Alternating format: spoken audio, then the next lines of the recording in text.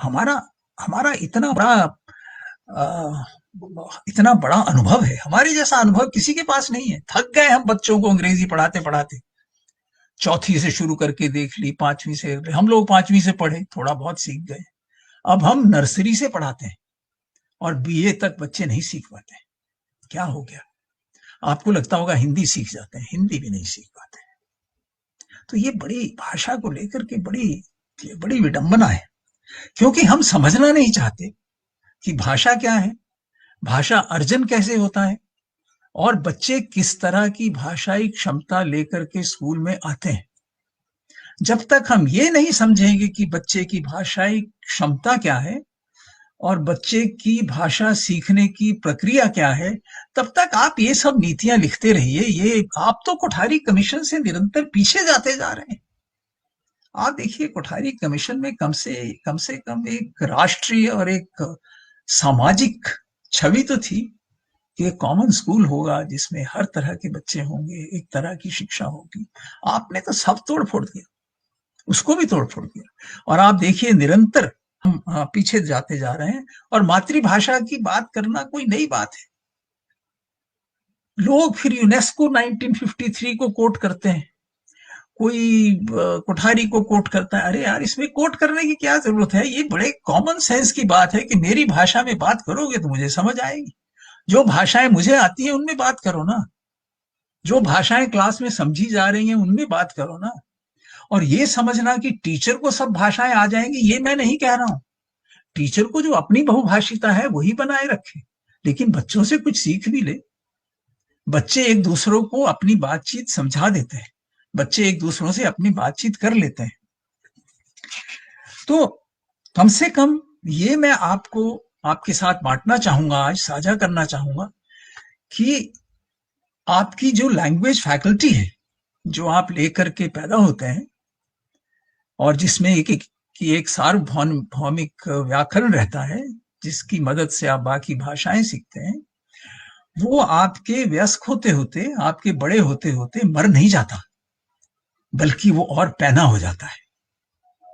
अब ये सिद्ध हो चुका है कि मैं अब अगर कोई भाषा सीखूं आज, या कोई 40-45 की उम्र में भाषा सीखे कोई नहीं, तो उसकी भाषा सीखने की शक्ति, क्योंकि देखिए उसको शब्द सीखने में, संरचनाएं सीखने में बहुत आसानी होती है बच्चे की अपेक्षा। बच्चे भी जल्दी सीख जाते हैं, मैं ये नहीं कह रहा हूं वो नहीं सीखते, लेकिन बच्चे कई भाषाओं के उच्चारण भी सही पकड़ लेते हैं। हाँ, मेरे लिए आज फ्रेंच का उच्चारण पकड़ना, हर एक ध्वनि का, जैसे फ्रेंच में करके ई जो है, जब हम बोलते ई, ऐसा है, राउंडेड है, वो पकड़ना जरा मुश्किल होगा, बच्चे पकड़ लेंगे। पर इसको छोड़ के और कोई फर्क नहीं।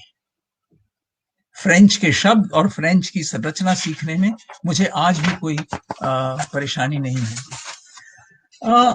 मुझे लगता है कि ये भाषा शिक्षण की जितनी भी नीतियां बनी हैं, वो जैसे कोल्हू के बैल और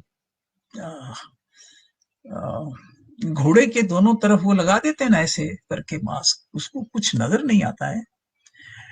तो एक तरफ मदर टंग का लगा रखा है और एक तरफ 3 लैंग्वेज फॉर्मूला का लगा रखा है। आप मुझे कोई नीति, कोई एनसीएफ, कोई करिकुलम फ्रेमवर्क कोठारी कमीशन के बाद कुछ भी बता दीजिए जिसमें ये 2 बातें ना हो। देखना ही नहीं है इधर उधर, क्या करें? और दोनों पूरी तरह से असफल। पिछले 60 साल में कुछ नहीं हुआ, अगले 100 साल में कुछ नहीं होने वाला है। अगर हम यही करते रहे, ये मेरा बिल्कुल एक वैज्ञानिक विश्लेषण है कि नहीं कुछ होगा। भाषा के दृष्टिकोण से कुछ नहीं होगा। भाषा के दृष्टिकोण से नहीं होगा तो कोई विषय भी नहीं समझ में आएंगे, गणित भी समझ में नहीं आएगा, शिक्षा ऐसी ही रहेगी, धरे की धरी रह जाएगी। हाँ, कुछ पब्लिक स्कूल में जाएंगे, अंग्रेजी बोलना सीख जाएंगे, जो अच्छे बड़े बड़े जाएंगे। जो ईसीसीई के माध्यम से गली कूचे में हर पब्लिक स्कूल में हर इंग्लिश मीडियम नर्सरी खुलेगी, उसमें पैसे का धंधा है, वो और कुछ नहीं है।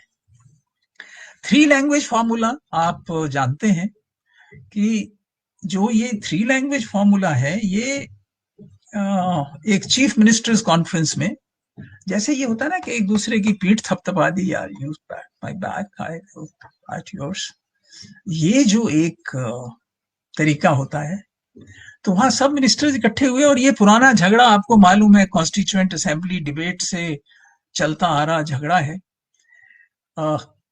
जिसमें कि आपने देखा है कि ये रहा कि एक समय आ गया था कि दक्षिण भारतीयों ने कहा कि भाई हम तो अलग हैं, हमारा हमारी भाषाएं अलग हैं, हमारा पहरावा अलग है, हमारा साहित्य अलग है, हम तो अलग अच्छे थे। तो ये तो कोई बर्दाश्त नहीं कर सकता था, विशाल भारत की बात थी, अखंड भारत की बात थी, हिंदी वाले संस्कृत वाले तो ये बर्दाश्त नहीं कर सकते थे। तो खैर तब से समझौते चलते आ रहे हैं, हमारा संविधान भी एक समझौता है, उसमें हिंदी और अंग्रेजी का रहना एक समझौता है, जबकि भाषा हमारी उस वक्त हिंदुस्तानी थी, वो एक अलग चर्चा का विषय है, अगर समय रहेगा तो हम कर सकते हैं। लेकिन उसी तरह के समझौतों से, देखिए समझौतों से नीतियां नहीं बनती हैं, समझौतों से आप एक गुणवत्तापूर्ण शिक्षा नहीं दे सकते, ना आप खुद सीखेंगे ना आप किसी और को सिखा सकते हैं। 3 लैंग्वेज फॉर्मूला में क्या हुआ, कहीं पर भी उसका वो इंप्लीमेंट नहीं हुआ, कहीं पर भी वो माना नहीं गया। हाँ, थोड़ा टोकन में माना गया, हिंदी इंग्लिश सीख ली, तीसरी भाषा क्या सीखी, संस्कृत सीख ली। क्या आया संस्कृत में, धेला नहीं आया, कुछ नहीं आया। आप सारे बिहार में, यूपी में, उत्तर प्रदेश में, सारे उत्तर भारत में जाके देख लीजिए, जिन्होंने संस्कृत के साथ बीए भी किया या 12th की है, उनको संस्कृत में नहीं कुछ आता है, अंग्रेजी भी नहीं आती, हिंदी भी खैर मुश्किल से आती, अधिकतर लोगों कुछ को आती होगी। तो वहां 2 लैंग्वेज चला, हिंदी और इंग्लिश। साउथ इंडिया में क्या चला, तमिल, तेलुगु, मलयालम और इंग्लिश। और जब ये सब समझौते हो रहे थे तो लोग ये भूल गए कि नॉर्थ ईस्ट में भी इंसान रहते हैं, इंसान ही रहते हैं, वहां कोई जानवर नहीं रहते, हैवान नहीं रहते, उनकी भी भाषा है, अंगामी है, आओ है। सारे संविधान की जब असेंबली की डिबेट्स हो रही थी, एक आदमी था जो मुंडा भाषाओं की बात कर रहा था, जो बोडो और संथाली की बात कर रहा था, और कोई नहीं था, वो भी भाषाएं हैं। दूसरी मुख्य बात, 2-3 बातें मैं आपसे कर चुका हूं, ये तीसरी मुख्य बात जो मैं आपसे करना चाहता हूं वो ये है कि भाषा के दृष्टिकोण से आप किसी भी भाषा में कोई भेदभाव नहीं कर सकते, सब भाषाएं बराबर है, ध्वनि की दृष्टि से, शब्दों की दृष्टि से, वाक्यों की दृष्टि से, संरचना की दृष्टि से, बातचीत की दृष्टि से, साहित्य की दृष्टि से, संगीत की दृष्टि से, आप कोई भी दृष्टिकोण ले लीजिए, सब भाषाएं बराबर है। और ये कहना, जब आप ये कंट्रास्ट करते हैं ना, आपने अपने प्रश्नों में ये कंट्रास्ट किया है कि मातृभाषा और मानकीकृत भाषा, अरे भाई क्यों मातृभाषा नहीं मानकीकृत हो सकती, मातृभाषा में क्या कमी है बताइए। लेकिन नहीं, छवि ऐसी बनी है कि हिंदी और अंग्रेजी तो भाषाएं होती है, हाँ, तमिल तेलुगु भाषाएं होती हैं, लेकिन अवधी, भोजपुरी, मैथिली ये तो ऐसी होती है, बोलियां होती हैं। और बोडो और संथाली और आओ और अंगामी ये तो पता नहीं क्या है, है? लेकिन आप देखें ये भी उतनी ही संरचित, सुगठित, जटिल और विषम भाषाएं हैं, और उतना ही इनका साहित्य विशाल है, समृद्ध है, जितना और किसी भाषा का। तो मुझे लगता है कि इस 3 लैंग्वेज फॉर्मूला से हमको छुट्टी पानी चाहिए, हमें बहुत ही इसका विकेंद्रीयकरण करना चाहिए भाषा के दृष्टिकोण से, तभी बच्चों को कुछ समझ आएगा। आप ब्लॉक पे छोड़ दीजिए, आप डिस्ट्रिक्ट पे छोड़ दीजिए, आप स्टेट पे छोड़ दीजिए, आप क्यों इतना केंद्रीयकरण करने पे लगे हैं, क्या मिलेगा उससे, शिक्षा और भाषा को लेकर के कुछ नहीं मिलेगा। और फिर आप ये कहते हैं कि भाई संस्कृत जैसी तो और कोई भाषा नहीं, आपको बार बार ये कहा जाता है कि भाई संस्कृत तो देखिए, अब संस्कृत तो बहुत ही खूबसूरत है और उसकी संरचना तो मैं तो कह रहा हूं है, बिल्कुल है। और संस्कृत में जैसा साहित्य है वाकई बहुत उच्च कोटि का साहित्य है। संस्कृत में जैसी जिस तरह की संपदा है नहीं है, लेकिन भैया ग्रीक में भी है, लैटिन में भी है, आओ में भी है, अंगामी में भी है, सब लैंग्वेजेस में है। सब लैंग्वेजेस में माया माया माया ट्राइब के पास भी है, अफ्रीकन ट्राइब्स के पास भी है, उनके पास भी अपना ज्ञान है, उनके पास भी अपना विज्ञान है तरह तरह का। खाली संस्कृति नहीं है जो खूबसूरत है, जो समृद्ध है, जो विशाल है, और भी भाषाएं ऐसी हैं। तो मुझे लगता है ये बात भी आप पकड़ लें तो बहुत अच्छा होगा। थोड़ा और आगे चलते हैं। तो मैं आखिरी एक बात आपसे करना चाहता हूँ, उसके बाद अगर कोई सवाल होंगे मैं उन पे वापस आऊंगा। मैं वो फाइल लिख के मैं आपके साथ थोड़ा सा समय बिताना चाहता हूँ बहुभाषिता को लेकर के, जो कि मेरा विषय रहा है। वो ये है कि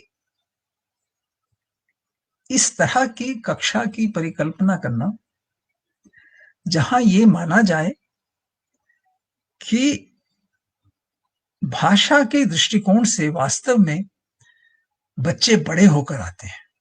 ये बात को पकड़ना थोड़ा कठिन है, लेकिन अगर आप इस बात को उदाहरण माने कि आप अपनी भाषा में बच्चे को रात को कोई कहानी सुनाते हैं, वही बिटिया आपको अगली सुबह वही कहानी आपके शब्दों में नहीं, अपने स्वयं के शब्दों में सुना देती है।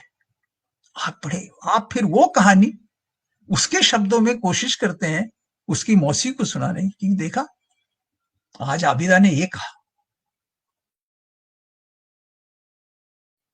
तो ये क्षमता है, ये बच्चे लेकर के आते हैं। आप उनको क ख सिखाना चाहते हैं, शर्म आनी चाहिए हम लोगों को। हम बच्चों को क ख सिखाते हैं। जो बच्चे ये जानते हैं कि मैं, तुम, तू और आप, या आप, तुम और तू के साथ किस तरह की क्रिया प्रयोग होगी, उन बच्चों को हम ये सिखाना चाहते हैं कि क से कलम होता है। मुझे लगता है ये बहुत ही दर्दनाक बात है। और यही नहीं, वो साथ में जो बच्चा आया है वो थोड़ी बहुत, मान लीजिए राजस्थान का बच्चा है, मान लीजिए वो जावर का, उदयपुर का बहुत ही एक पिछड़ा हुआ ट्राइबल इलाका है। हम लोग वहाँ काम करते हैं इसलिए मैं जानता हूँ। वहां पर सब लोगों ने मुझे कहा कि जी यहाँ तो मेवाड़ी बोली जाती है। फिर मैंने थोड़ा गहराई से पता किया कि ऐसा नहीं है, वहां कई भाषाएं बोली जाती है। एक ने कहा जी थोड़ा गुजराती की टिंज से बोलते हैं, किसी ने कहा जी बागड़ी भी थोड़ी बोली जाती है, मारवाड़ी भी थोड़ी है, हिंदी तो आम समझते हैं लोग, अंग्रेजी के तो बहुत सारे शब्द हैं ही। ये है बहुभाषिता। मुझे लगता है कि हम इस बहुभाषिता को पहचानें और उस बहुभाषिता को, हर बच्चे की बहुभाषिता को कक्षा में जगह दें। और तीसरी, चौथी, पांचवी के बाद ये पूरी तरह से संभव है। मैंने ये बार बार करके दिखाया है, आप मेरे पेपर्स में, आप यूट्यूब में देख सकते हैं, कई जगह जाकर देख सकते हैं कि उन बच्चों की भाषाओं को आधार बना करके वैज्ञानिक विश्लेषण की एक आधारशिला, जो कि विज्ञान में काम आएगी, फिजिक्स में काम आएगी, केमिस्ट्री में काम आएगी, मैथमेटिक्स में काम आएगी। फिजिक्स के साथ आप नहीं कर सकते चौथी कक्षा में, क्योंकि वो सब साजो सामान नहीं है, उतनी समझ नहीं है बच्चे को फिजिक्स के बारे में। लेकिन भाषा के बारे में है, भाषा के बारे में यहां है, दिमाग में है, आप उसको यहां ला सकते हैं। आप उसको वैज्ञानिक विश्लेषण से धीरे धीरे यहां ला सकते हैं और उसकी जागरूकता बढ़ेगी, और वो एक बौद्धिक विवेकपूर्ण जागरूकता होगी। और वो किस माध्यम से आएगी? वो बोर्ड पे डेटा इकट्ठा होगा, वो डेटा अलग अलग भाषाओं का होगा। मान लो वो डेटा एक वचन बहुवचन का है या पुल्लिंग स्त्रीलिंग का है, और वहाँ हिंदी भी है, अंग्रेजी भी है, मारवाड़ी भी है, मेवाड़ी भी है, बागड़ी है, मान लीजिए 4-5 भाषाएं उस कक्षा में है। उन सब का डेटा होगा। ये किया है कई लोगों ने, हजारों लोगों ने मेरे साथ किया है, और ये सफल एक तरीका है। और उसको बच्चे देखते हैं, अलग अलग ग्रुप्स में बैठते हैं, अलग अलग भाषाओं के वो नियम बनाते हैं, वो बताते हैं, 5वीं 6ठी कक्षा के बच्चे आपको बताते हैं कि हिंदी में ऐसे बनते हैं, अंग्रेजी में ऐसे बनते हैं, मारवाड़ी में ऐसे बनते हैं, और वो देख-देख कर हैरान होते हैं कि उन्होंने कैसे-कैसे नियम निकाल लिए। तो इस तरह का वर्गीकरण करना, उसका उसका विश्लेषण करना, उसके आधार पे नियम बनाना, उन नियमों को फिर से टेस्ट करना और फिर नया डेटा लाना, ये एक वैज्ञानिक प्रक्रिया है।